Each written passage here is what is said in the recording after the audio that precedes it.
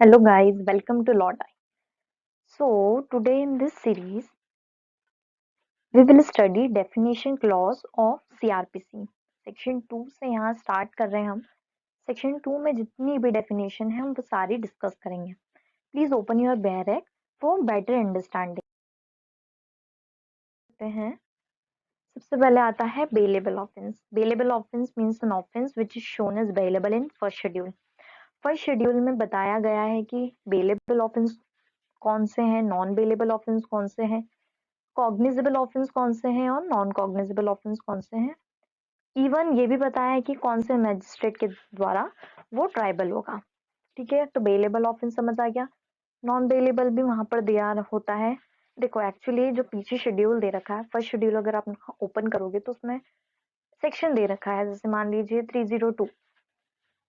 अब वो बेलेबल है या नॉन बेलेबल है, तो वो नॉन बेलेबल है, वो कॉग्निजेबल ऑफेंस है और सेशन के द्वारा वो ट्राइबल है. ठीक है, ये सारी चीजें हैं. फिर आता है चार्ज. बेलेबल आपको समझ आ गया होगा, पिछली वीडियो में मैंने बेलेबल और नॉन बेलेबल को बहुत अच्छे से डिस्कस किया था. चार्ज मतलब होता है कि जरूरी नहीं है कि अगर किसी ने मर्डर किया है और साथ में हर्ट किया है या ग्रीवियस हर्ट किया है तो सिर्फ मर्डर का ही चार्ज लगेगा, ऐसा नहीं है. और भी चार्जेस पे लग सकते हैं. जैसे 3 to 3 लग सकता है, 3 to 5 लग सकता है, तो मोर देन 1 चार्ज भी लग सकता है. और ये जो हेड बोला है, ये हेड मतलब वही होते हैं. फिर आता है कॉग्निजेबल ऑफेंस. अब कॉग्निजेबल ऑफेंस क्या होता है ये भी मैंने आपको बताया. कॉग्निजेबल मतलब थोड़े गंभीर अपराध.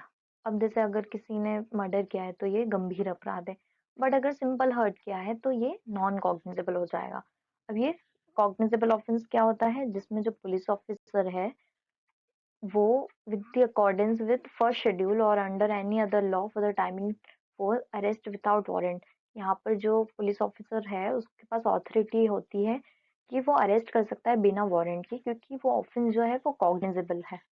अब यहीं पर अगर नॉन कॉग्निजेबल ऑफेंस की मैं बात करूं तो वहां पर पुलिस ऑफिसर को ये अथॉरिटी होती है कि वो अरेस्ट बिना वारंट के अरेस्ट नहीं कर सकता, तो वहां पर वारंट जरूरी है.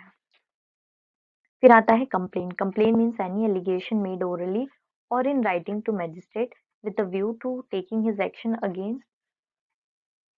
under this code that some person, whether known or unknown, has committed an offense but does not include police report.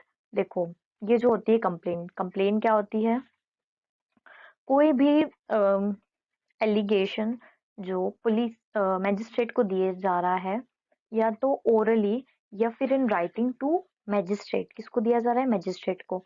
और किस व्यू से दिया जा रहा है कि वो इस कोड में उसके ऊपर एक्शन ले. और जिस पर्सन ने वो किया है, भले ही वो जानता हो उस पर्सन को, भले ही वो नहीं जानता हो जिसने ये ऑफेंस किया है, बट उसके लिए वो कंप्लेन लेके आया है तो वो कंप्लेन मानी जाएगी. अब इसमें एक चीज लिखी है, but does not include police report. अब ये पुलिस रिपोर्ट क्या होता है, पुलिस रिपोर्ट वो होती है जब एफआईआर होती है उसके बाद जब पुलिस मैजिस्ट्रेट को क्या देती है, एक रिपोर्ट सेंड करती है जिसको हम चालान बोलते हैं. वो क्या होती है, वो पुलिस रिपोर्ट होती है. फिर आता है हाई कोर्ट. अब हाई कोर्ट में एक तो अपने को पता है कि हाई कोर्ट जो स्टेट में होते हैं, जैसे कहाँ कहाँ है आप सबको पता ही है, जैसे ग्वालियर में है या जबलपुर में है. बेंच है माना, बट ये भी हाई कोर्ट ही है. अब जैसे अगर कोई यूनियन टेरिटरी है, ठीक है, अब उसके उसमें कोई जुरिडिक्शन में कोई हाई कोर्ट है, ठीक है, और स्टेट ने भी बता रखा है कि ये जो है ये हाई कोर्ट है, तो वो भी हाई कोर्ट माना जाएगा. और in relation to any other union territory, या फिर कोई और यूनियन टेरिटरी में जिसमें highest court of criminal appeal, जो सुप्रीम कोर्ट के अलावा अगर कोई ऐसी कोर्ट है तो ऐसा माना जाएगा कि वो भी हाई कोर्ट है. नेक्स्ट देखते हैं इंडिया.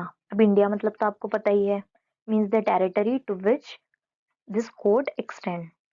ये कहाँ पर लागू होता है, ये अपन ने पिछली वीडियो पे डिस्कस कर ही लिया था कि सीआरपीसी कहाँ पर लागू होती है, तो होल ऑफ इंडिया में एप्लीकेबल होती है. फिर है इंक्वायरी और इन्वेस्टिगेशन. ये दो इंपॉर्टेंट डेफिनेशन. सबसे पहले इन्वेस्टिगेशन समझते हैं. इन्वेस्टिगेशन मतलब ये होता है all proceeding under this code for collection of evidence. ये जो इन्वेस्टिगेशन होती है किसके लिए होती है? Collection of evidence. और ये कौन करता है? By police officer. Police officer ये करता है, और by any person other than magistrate. Magistrate यहाँ इन्वेस्टिगेशन नहीं करता है। Who is authorise by magistrate on his behalf. और कोई भी ऐसा पर्सन जो ऑथराइज्ड है मैजिस्ट्रेट के बिहाफ से, ऐसा पर्सन जो इन्वेस्टिगेशन कर सके और उसमें एविडेंस कलेक्ट कर सकते हैं, वो इन्वेस्टिगेशन होता है। मेनली ये कौन करता है? पुलिस ऑफिसर करता है। यहीं पर अब देखो इंक्वायरी पे आते हैं। अब इंक्वायरी कौन करता है? मैजिस्ट्रेट करेगा या फिर कोर्ट करेगा, पर ये ट्रायल नहीं होता है। ठीक है, ट्रायल से पहले इंक्वायरी होती है, ये चेक करने के लिए कि ये जो भी मतलब फॉल्सिटी चेक करने के लिए कि केस में फॉल्सिटी तो नहीं है कुछ। इसलिए मैजिस्ट्रेट और कोर्ट अपनी एक इंक्वायरी बिठाता है। सबसे पहले इंक्वायरी बिठाता मतलब एक इंक्वायरी होती है, जैसे इन्वेस्टिगेशन होती है पुलिस ऑफिसर करते, वैसे इंक्वायरी मैजिस्ट्रेट करता है कि सही आरोप तो लगे गए हैं, गलत तो नहीं किए, वो चीज है। नेक्स्ट है जुडिशियल प्रोसीडिंग। कहीं पर भी अगर जुडिशियल प्रोसीडिंग आ जाए तो आप समझ जाइए वो ऑन ओथ होगी। कोई भी जुडिशियल प्रोसीडिंग अगर डेफिनेशन में आ रहा है या कहीं पर भी आ रहा है तो मानना कि वो जो है वो ऑन ओथ हुई है। Any proceeding in which the course of which evidence is or may be legally taken on oath. फिर है मेट्रोपॉलिटन एरिया। मेट्रोपॉलिटन एरिया में 1 मिलियन जहाँ पॉपुलेशन होती है वो मेट्रोपॉलिटन एरिया होता है। नेक्स्ट वीडियो में हम देखेंगे सेक्शन 8 में कि कौन कौन सी मेट्रोपॉलिटन एरिया भी है। फिर है नॉन कॉग्निजेबल ऑफेंस। मैंने आपको पहले ही आगे बता दिया कि नॉन कॉग्निजेबल ऑफेंस क्या होता है, जिसमें जो पुलिस ऑफिसर है उसको कोई भी अथॉरिटी नहीं है बिना वारंट के अरेस्ट करने की। यहाँ पर वारंट होना जरूरी है क्योंकि ये कम गंभीर अपराध है। फिर है नोटिफिकेशन। नोटिफिकेशन कहाँ पर पब्लिश होता है? ऑफिशियल गेजेट नोटिफिकेशन में। अब ऑफेंस क्या होता है? ऑफेंस का अगर सिंपल मीनिंग देखा जाए तो कोई भी लॉ, अगर कोई एक्ट जैसे ड्रग्स लेने के लिए मना करती है, बेचने के लिए मना करती है, फिर भी अगर ऐसा कोई एक्ट कर रहे हैं तो वो ऑफेंस हुआ। या कोई ऐसा एक्ट है जो आपको करना चाहिए मतलब आपको जो भी गवर्नमेंट ने लॉ बनाए हैं वो परफॉर्म करने चाहिए, उनको मानना चाहिए, बट अगर आप उसको नहीं कर रहे हो, ओमिशन कर रहे हो उनका, तो वो भी ऑफेंस है जो कि पनिशेबल होंगे लॉ के द्वारा। और किस लॉ के द्वारा? जो भी उस टाइम पर इन्फोर्समेंट में है उसको द्वारा। ठीक है, ये भी हो गया ऑफेंस। अब है ऑफिसर इंचार्ज और पुलिस स्टेशन कौन होगा। तो इनमें बोला है कि जब भी कोई पुलिस स्टेशन का जो भी ये ऑफिसर इंचार्ज होगा, ये अगर एब्सेंट होगा या फिर किसी बीमारी से ग्रसित होगा या other cause to performance duty या किसी भी एक्सवाइजेड रीजन से वो अपनी ड्यूटी परफॉर्म नहीं कर पा रहा है, तो जो भी पुलिस ऑफिसर स्टेशन के हाउस में होगा, जो भी above rank of constable, constable से अबव रैंक होगी जिसकी भी, वो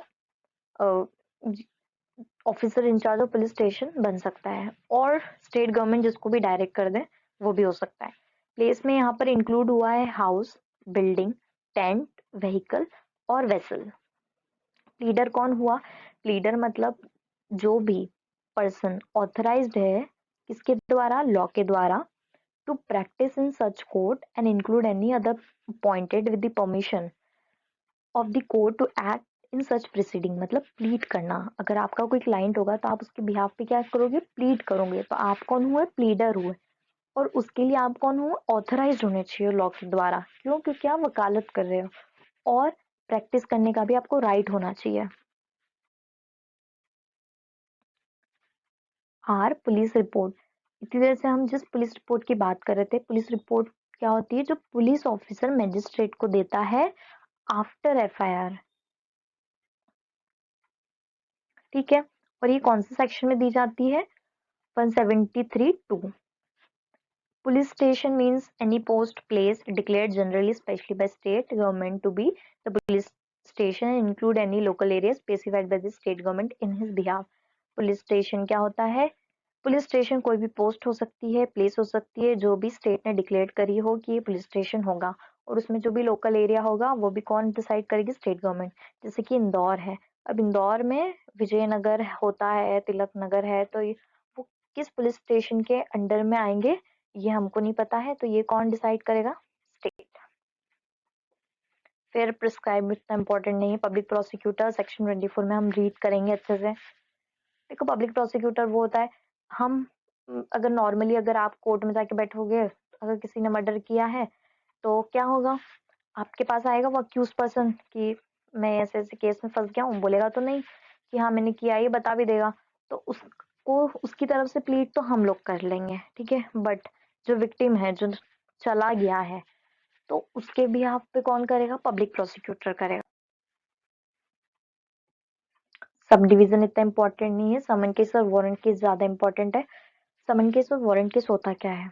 देखो सबसे पहले वारंट केस समझते हैं। Means a case relating to an offence punishable with death और एलआई लाइफ इम्प्रिजनमेंट और एक्सीडिंग 2 ईयर। मतलब देखो जिसमें भी पनिशमेंट 2 साल से ज्यादा है वो वारंट केस होगा। 2 साल से ज्यादा में डेथ इम्प्रिजनमेंट भी आ गई और लाइफ इम्प्रिजनमेंट भी आ गई। और समन केस इसका जस्ट अपोजिट होता है। मतलब ये कि जो भी वारंट केस नहीं है वो समन केस होंगे। मतलब जिसमें भी 2 साल से कम की सजा होगी वो क्या होंगे? समन केस होंगे। Thank you so much guys for watching this video. Do like, comment and share this video. यही सीरीज हमारी कंटिन्यू रहेगी। नेक्स्ट वीडियो से हम सेक्शन 3 से स्टार्ट करेंगे। अगर इस पूरे वीडियो में कुछ भी प्रॉब्लम आई हो तो प्लीज कमेंट करके मुझे बता देना। सीआरपीसी आपको पूरा रीड आउट करना है तो प्लीज इन सीरीज के साथ बने रहिए। इस प्लेलिस्ट को आप शेयर करिए, इसमें पूरा सीआरपीसी मैं आपको कवर करूंगी। थैंक यू सो मच और सपोर्ट करिए।